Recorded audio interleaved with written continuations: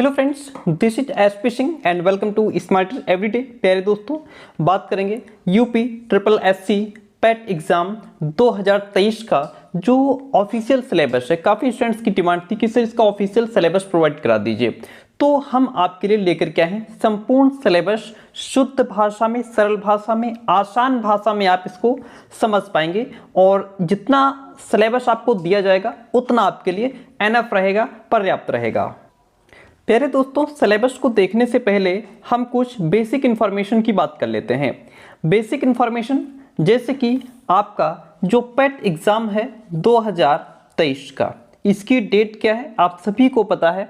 इसकी डेट आपकी 28 अक्टूबर को, यानी कि शनिवार 28 अक्टूबर को आपका सैटरडे है, इस दिन आपका एग्ज़ाम है। दूसरा एग्ज़ाम आपका 29 अक्टूबर यानी कि संडे को आपका एग्ज़ाम है। ये तो आपकी एग्ज़ाम डेट हो गई। दूसरी बात हम बात करेंगे कि आपके पैट एग्ज़ाम में जो क्वेश्चंस रहेंगे वो कितने होते हैं। आपके 100 क्वेश्चंस रहेंगे। ओके, 100 क्वेश्चंस यानी कि एक क्वेश्चन के लिए आपको 1 नंबर मिलेगा। एक क्वेश्चन के लिए आपको 1 नंबर मिलेगा, यानी कि 100 नंबर का पेपर रहेगा। 100 क्वेश्चंस रहेंगे और 100 नंबर का ही आपका पेपर रहेगा, कह सकते हैं, या मतलब पूर्णांक कितनी है, 100 नंबर की है। ओके, अब जैसे बात है कि इसमें निगेटिव मार्किंग की, तो जी हाँ, निगेटिव मार्किंग आपकी इसमें है। ठीक है, यानी कि अगर क्वेश्चन गलत है तो उसका नंबर कटेगा। कितना कटेगा? 1/4 इसकी जो है निगेटिव मार्किंग है। यदि आपके 4 क्वेश्चन गलत हो जाते हैं तो आपका 1 नंबर कट जाएगा। एक क्वेश्चन अगर गलत होता है तो उसके लिए आपको 0.25 मार्क्स आपके कट जाएंगे। 4 क्वेश्चन गलत होते हैं तो पूरा 1 नंबर आपका जो है वो क्या हो जाएगा, कट जाएगा। ठीक है, आपको पता है टाइमिंग जो इसकी है वह 2 घंटे की है। 2 घंटे में आपको क्या करना होता है, 100 क्वेश्चन सॉल्व करने होते हैं। 2 घंटे इसकी टाइमिंग होती है, यानी कि 120 मिनट में आपको 100 प्रश्न हल करने हैं। ये बेसिक इंफॉर्मेशन हो गई। अब हम बात करते हैं इसके संपूर्ण डिटेल सिलेबस की। देखिए, सबसे पहले आपका आता है भारतीय इतिहास, इंडियन हिस्ट्री। ओके, भारतीय इतिहास से आपके 5 नंबर के क्वेश्चंस, यानी कि 5 क्वेश्चन आपको भारतीय इतिहास से देखने को मिलेंगे।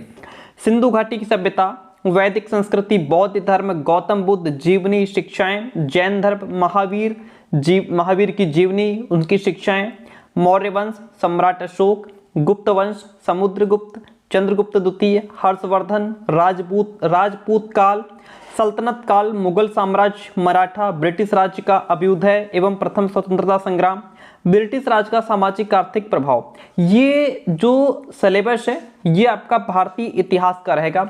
इन टॉपिक्स पर आपको फोकस करना है, यहां से आपको 5 नंबर मिलेंगे।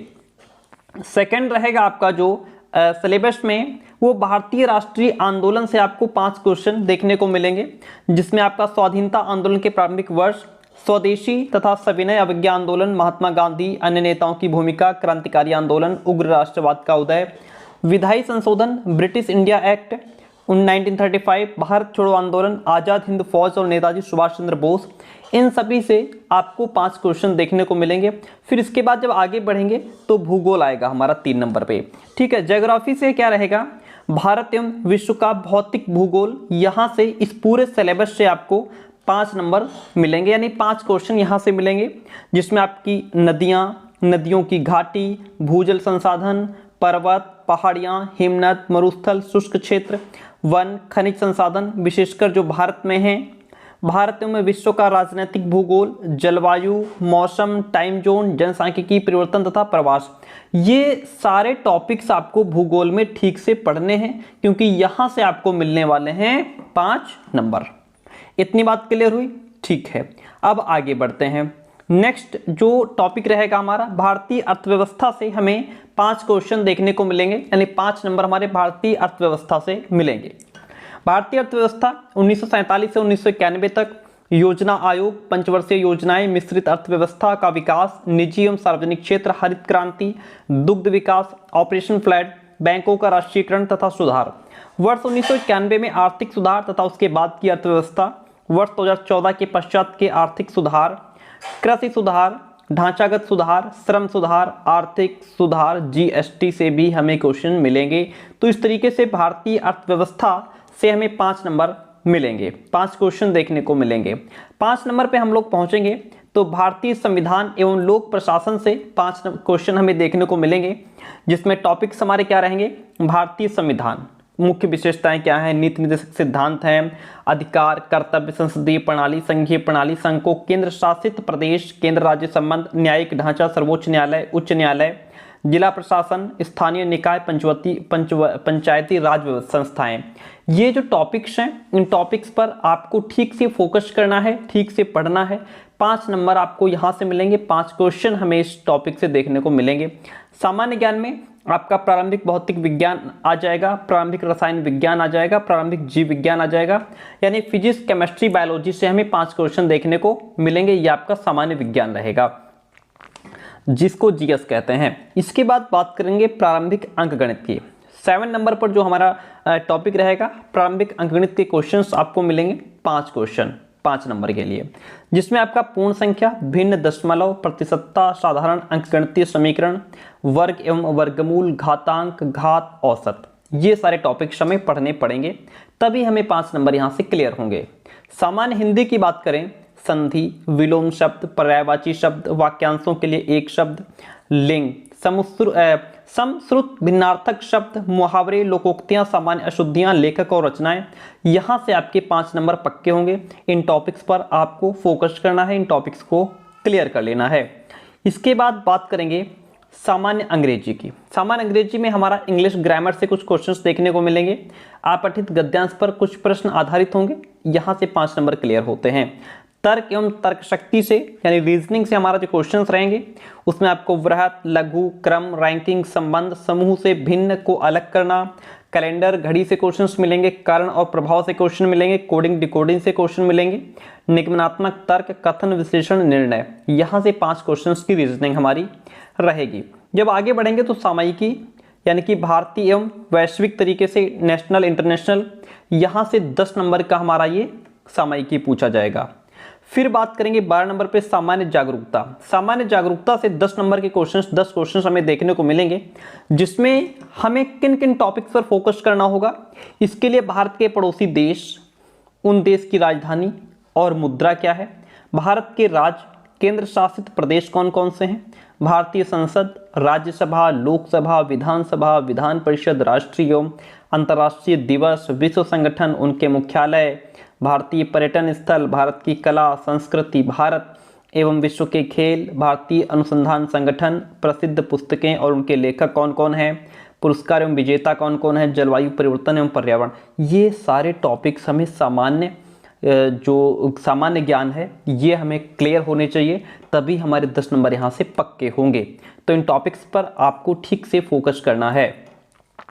फिर आगे 13 नंबर पर जब पहुंचेंगे तो अपठित हिंदी गद्यांश का विवेचन एवं विश्लेषण रहेगा। 2 गद्यांश आपको मिलेंगे और 1 गद्यांश के 5 नंबर होंगे, तो 2 गद्यांश के लिए आपको 10 नंबर यहाँ से मिल जाएंगे। फिर ग्राफ की व्याख्या एवं विश्लेषण रहेगा, 2 ग्राफ आपको देखने को मिलेंगे, 1 ग्राफ के लिए आपको 5 नंबर मिलेंगे, 2 ग्राफ के 10 नंबर आपको यहाँ से हो गए। तो इस तरीके से लास्ट में आपका जो टॉपिक रहेगा तालिका की व्याख्या एवं विश्लेषण, 2 तालिकाएं रहेंगी, 1 तालिका के लिए आपको जो है 5 नंबर मिलेंगे, 2 तालिका के लिए 10 प्रश्न हो गए। ठीक है, परीक्षा आपको पता ही है, इसमें देखिए साफ साफ लिखा है क्रमांक 1 से 9 पर अंकित शैक्षणिक विषयों से संबंधित प्रश्नों की कठिनाई का जो डिफिकल्टी लेवल रहेगा वो राष्ट्रीय शैक्षिक अनुसंधान परिषद यानी कि एनसीईआरटी द्वारा निर्धारित सेकेंडरी और सीनियर सेकेंडरी स्तर का होगा।